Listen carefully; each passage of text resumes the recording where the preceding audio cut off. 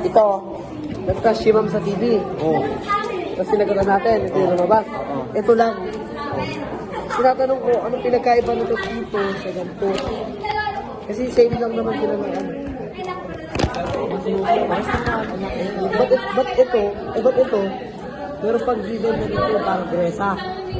Tapos ito, Oo, saan gagamitin yung bresa mo? ano malalaman ito ba yun?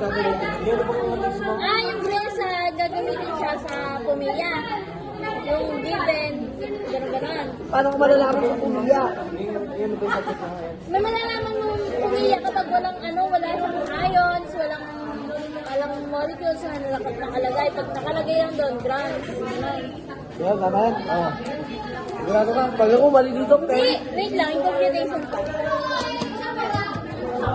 Ano sila lagi dito? Ayan, ito. Kunin mo lang yung total. Ha? Yung total. Kunin mo lang yung total, ilalagay mo sa baba. Tapos kung ano yung ano niya dito sa pangalawa. Lagay sa taas. Percentage. Ayun na yun. Saan kasi ito? Percentage. Ang sabi naman mo. Anong topic na to? Makikita nyo naman sa Ayan, tanong. percentage. Sa dulo. Anong topic to? Percentage. Ito sa percentage. Percentage, tapos ito.